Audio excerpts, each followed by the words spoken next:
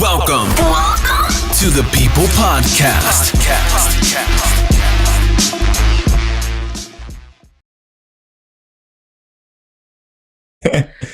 But okay, so one of the conversations we had that night was about your float tank.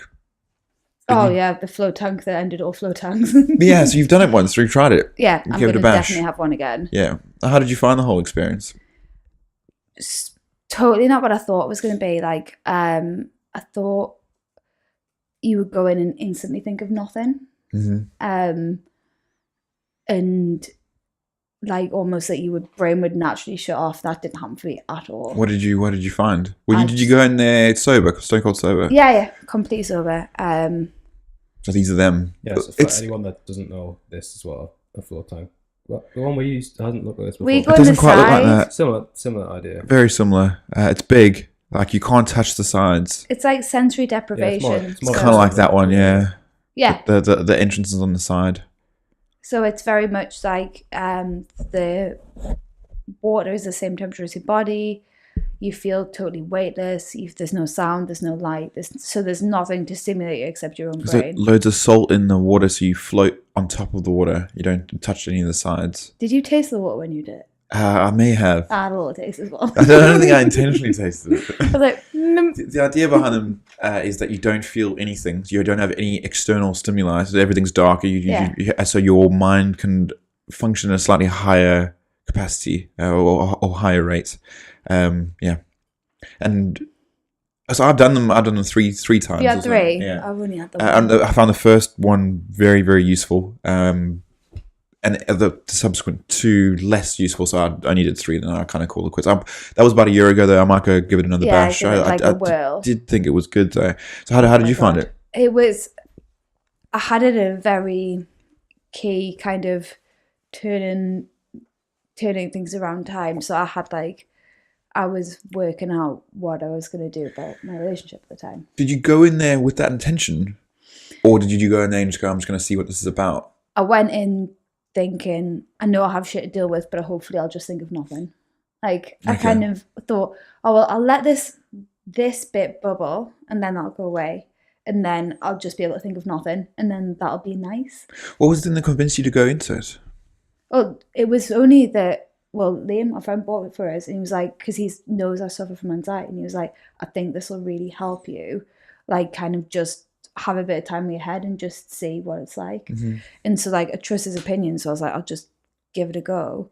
And it did help me, but just in not a way that I thought it would at all. And I found it, I think if I went in now, it would be totally different. I think I'd be able to like relax a bit more and like. Did you feel quite anxious in there?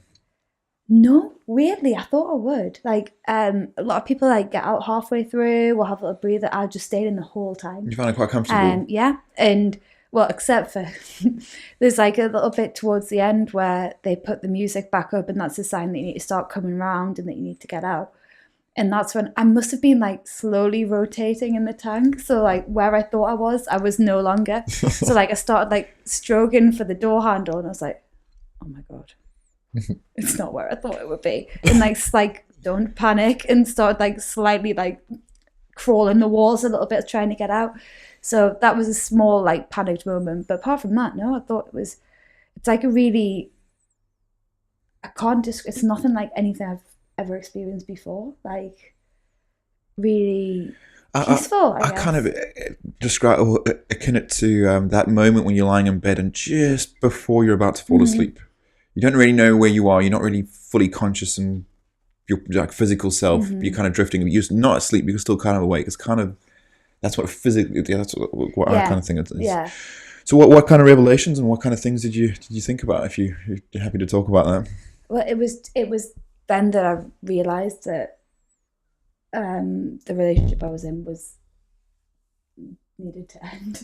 So like it's quite a big one for a 1 hour float tank. Yeah. But I think. So you've been with your boyfriend for how long? Sorry, you did mention this before. 6 years.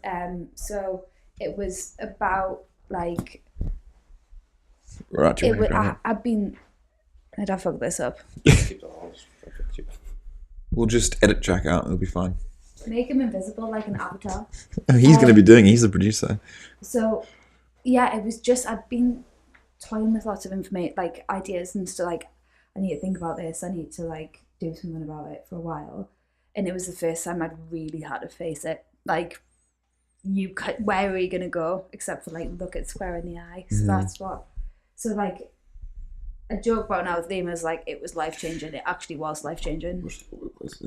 Yeah, it was actually life changing. It's incredible that just an hour of time by yourself significantly impacted your life like that. Hugely, like. And did you expect that at all before going in? Did you think that was just not something that was on your mind? It was a complete surprise that that's what you came out with? Not at all. I thought it would be a bit like a spa treatment. So I thought it would be like, oh, you kind of have it. Yeah, like you feel a bit better for it. You feel more chilled. You like know when to go get. Like you feel like ready to face the world again. That was Liam's take on it. He found it more of a physical healing sensation rather than a mental thing. For me, it was the mental side. It sounds like it was that for you as well. Yeah, hugely. But I guess if you're like busy and you like don't ever let yourself just dwell on your thoughts, that's probably when you're going to dwell on them. Yeah, it's probably very healthy. You're lying in the pitch black, like, okay. Were you fully naked? Oh yeah. Well, I thought that you had to go in there naked. I went naked. I think you are supposed to go naked. Yeah.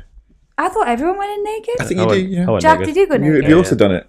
Yeah. You well, I did after you. You did it, and then I did it. Then I was obviously sitting next to Liam at work, so I was talking to him about it. Then he ended up taking the dive. I think he's done it like I don't know, 3 or 4 times now. 4 or 5 times, yeah. Like that. Oh right, he's done a few times. Yeah, but like you say, he had a problem with his shoulder, and then that's what he found beneficial. But yeah. I don't mind doing them naked, but since there's other podcasts I listen to where people have been doing things they shouldn't have been in there. So they've done a wank in a tank. You did a wank in a tank. No, yeah. I did think when I was in there, like I was kind of floating around. Is that why it's salty? I was like, oh. I did think people must wank in here. Like they must. There's nothing else to do. Does it get fully filtered afterwards? Yeah, it's constantly filtered. Like it's always. It's still not cool though. No. It's a bad thing that people masturbate in there. It's a bad thing to do. Do you think they do though? I don't know. I think the people are better than that. No, well, I did think that until it was Brendan Schaub, the ex-UFC fighter guy from The Fighter and the Kid. Yeah. He was talking about it, and it was pretty gross. It's pretty gross. Yeah. I did think when I was in there, I was like especially when you're just like, I bet people wank in here. Like I bet they do, but. So I didn't. I was just to clarify, Robin did not masturbate in the tank. I didn't do that in the tank, but I was like, I fucking bet some dirty scroats do. Yeah. Anyway. Or that like probably our nearest and dearest do and just don't tell her. Maybe. Awesome.